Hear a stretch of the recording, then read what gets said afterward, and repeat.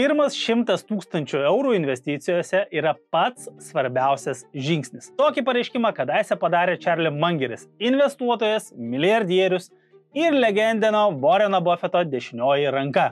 Jis sakė, kad sukaupti pirmosius 100 000 eurų yra žiauriai sunku, bet jeigu tikrai nori gero gyvenimo, privalai tai padaryti. Ir jis ten taip aštrokai pasisakė, tipo, man nesvarbu, ką tau reikės daryti, gali rengtis Humanoje ir valgyti bomžpakėčius, bet suras būdą gauti pirmus 100 000.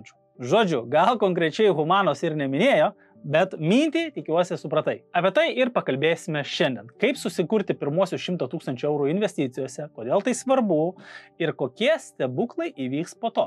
Todėl žiūrėk šitą video iki galo, bus labai naudinga. O YouTube statistika man tyliai šnabžda, kad egzistuoja didelė tikimybė, jog tu žiūri šitą video neužsiprenumeravęs mūsų kanalą. Todėl būtų labai super, jeigu dabar paspaustum subscribe mygtuką ir padėtum like. YouTube'ui labai patinka, kai tai darai peržiūros metu. Taip jis nusprendžia, kad video yra įdomus ir parodo didesniam kiekiui žmonių. O mūsų kanalo misija yra skleisti finansinį raštingumą Lietuvoje. Todėl savo laiku tu prisidėsi prie šito tauraus tikslo sklaidos. Ačiū tau už tai. 100 000 eurų vidutiniam lietuviui yra dideli pinigai. Galbūt manai, jau tau ir mažiau pakaks, arba atvirkščiai tavo ambicijos siekia milijoną. Bet esmė yra ne pačiame skaičiuje, o principe. Pirma ženklesnė sukaupta suma pasiekiama sunkiausiai, bet ji taip pat yra svarbiausia. Ir po to didinti kapitalą yra daug paprasčiau. Ok, pradėkim nuo to, kas ne visada atrodo akivaizdžiai. Nuo psichologijos ir lankstumo. Skirtumas tarp 0 eurų kišenėje ir bent 10 000 eurų investicijose yra daug didesnis nei skirtumas tarp 10 000 ir 20 000. Kai turi bent kažkokį finansinį rezervą, viduje jauti tokia, didesnė ramybė. O jeigu esi apribotas finansiškai, tai taip pat tavo uždarbio galimybės tampa ribotas. Negali sau leisti, tarkim, ramiai praleisti pusę metų, bandydamas išmokti, suprasti, kokią naują sritį pažinti. Pavyzdžiui, dabar trendina dirbtinis intelektas. Negali sau leisti išeiti iš darbo ir pusmetį gilintis, kaip kurti automatizacijas, AI agentus ar verslo procesus. Negali paimti ir pradėti realizuoti kokią nors verslo idėją, kuri neaišku kaip paeis, kai reikia apmokėti sąskaitas ir maistą pirkti. Net ieškoti naujo darbo, kol neturi sukaupęs rezervų, yra ganėtinai rizikingas dalykas. O jeigu naujoj darbovietėj nepraeisi bandomojo, ar ten kolektyvas koks pasirodys netinkamas, kas tada? Tai visur yra tokių rizikų. Todėl, jeigu neturi pinigų, negali prisiimti rizikos. O būtent gebėjimas prisiimti riziką, galimybė keisti darbą, mokytis naujų dalykų, imtis įdomių projektų yra pats didžiausias privalumas. Statistika rodo, kad žmonių, kurie kartais keičia darbą, atlyginimas laikui bėgant auga greičiau nei tų, kurie dešimtmečiai sėdi vienoje vietoje. Kad turėtum tokį lankstumą ir ramybę, dar ankstyvoje jaunystėje būtina sukaupti kuo daugiau pinigų. Štai todėl labai svarbu, kai tau yra kokie 20, 30, 40 metų, gauti kuo didesnės pajamas.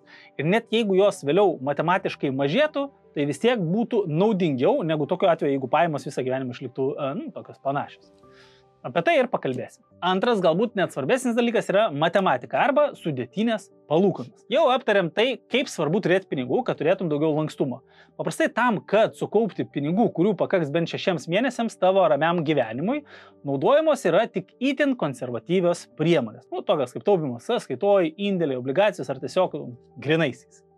Bet po pirmo 10 000 eurų ar šiek tiek didesnės sumos jau galima pereiti prie rizikingesnių investavimo instrumentų. Žinoma, jeigu apskritai toleruoja riziką. Tai būtų akcijos, ETF, nekilnojamos turtas, sutelktinis finansavimas, kripto ir kiti finansiniai instrumentai. O kai jau pereini nuo paprasto taupimo prie sudėtingesnių investavimo instrumentų, tokių kaip akcijos ar ETF, natūraliai kyla klausimas, o per kur juos pirkti ir kaip visą tai patogiai valdyti. Rinka yra pilna įvairiausių platformų ir brokerių, o ypač pradedantiesiems tai gali būti žiauriai sunku susigaudyti. Kanalo finansiškai raštingi komanda naudojasi tarptautinio brokerio Freedom24 platformą.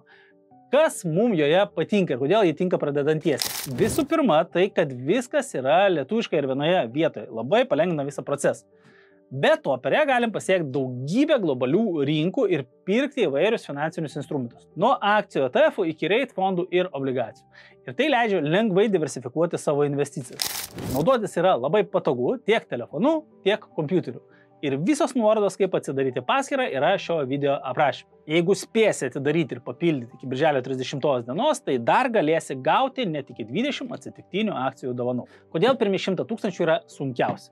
Lengviausia tai paaiškinti yra per portfelio auginimo vizualizaciją. Įsivaizduok, kad investuoji tik 1000 eurų per metus, arba 83 eurus per mėnesį, o tavo tikslas 100 000. Darom prielaidą, kad gausi 7 procentų realią metinę grąžą. Apytiksliai tokio pajamingumo virš infliacijos galim tikėtis iš JAV akcijų rinkos. Tada, kad pasiektum pirmus 10 000 eurų, prireiks beveik 8 metų. Kodėl? Nes investicijos ir portfelis per maži, kad duotų įspūdingą pelną. Šiame etape apie 70–80 procentų tavo kapitalo sudaro tavo įdėti pinigai. Sudėtinių palūkanų efektas dar tik tai ražosi ir jau po biškį keliasi iš lovos. Ir tai jau galim matyti kitame žingsnėje, nes čia viskas pradeda smarkiai keistis. Antrąjį 10 000 eurų pasiekime žymiai greičiau, tik per 5 metus. Ir pusę tavo įdėti pinigai, o kitą pusę jau natūralus kapitalo augimas. Sudėtinės palūkanos jau pradėjo dirbti. Ir kuo toliau, tuo mažesnį vaidmenį vaidina tavo įnešami pinigai. Jeigu jau sukaupi, tarkim, 50 000 eurų, tavo naujos investicijos jau nebe tokios svarbios. Didžioji dalis augimo priklauso nuo portfelio pelningumo, o ne nuo to, kiek naujų pinigų įdėsi. Ir šiame etape iš esmės galime nieko nebedėti, jeigu labai norisi. Investicinis portfelis auga tiesiog savaime. Tai dar kartą parodo, kodėl yra svarbu kuo greičiau sukaupti tą pradinį kapitalą. Pateiksiu pavyzdį. Įsivaizduok, žmogus iki 25 metų kažkaip sukaupė 30 000 eurų. Jeigu iš šios pinigus investuos į akcijas, obligacijas ar ETF'us ir visą pelną reinvestuos, tai net jeigu daugiau niekada nė cento neinvestuos, iki pensijos jis vis tiek sukaups daugiau negu 200 000 eurų dabartiniais pinigais. Ir tai imant ne pačią aukščiausią realią grąžą, o kokius 5 procentus per metus. Tokiu atveju jis galės ir pasyvias pajamas turėti ir palikimą savo ateities kartai palikti. Ir visą tai dėka vos 30 000 eurų sutaupytų jaunystė. O dabar palyginimas. Dažniausiai žmonės apie investavimą pradeda galvoti vėlokai. Kai jau daugmaž gyvenimas normalizuojasi ant kokių 5 metų amžiaus. Ir norint sukurti tokį pat kapitalą iki pensijos, jau teks atsidėti po 6100 eurų per metus. Arba 508 eurus per mėnesį. Ir per 20 metų iš viso teks investuoti daugiau nei 120 000 eurų. Pagauni idėją. Vietoj 30 000 eurų jaunystėj, 120 000 eurų brandžiame amžiuje. Tai tiesiog žiaurus permokėjimas. Jeigu būtų, tarkim, paskola už būtą, visi stengtųsi kuo greičiau tos 30 000 gražinti, o ne permokat 4 kartus. Ir vis dėlto daugelis permoka, nes jaunystėj nelabai nori dirbti dėl kažkokios hipotetinės pensijos po 40 metų. Kiek kartų aš esu girdėjęs tokias frazes? Ką man tie pinigai, jeigu aš jau būsiu senis? Aš iki pensijos nedagyvensiu.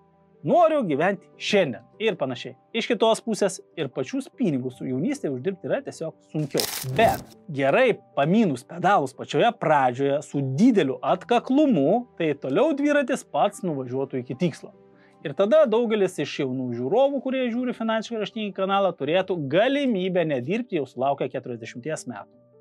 O dirbti tai, ką mėgsta, nekreipdami dėmesio į tai, kiek pinigų tai atneša. Rašyk komentaruose, ką veiktum gyvenime, jeigu tau nebereikėtų dirbti dėl pinigų. Ir jei tokia perspektyva tave vilioja, bet nežinai, ką konkrečiai reikia daryti, tai šito video aprašyme yra nuoroda į nemokamą konsultaciją.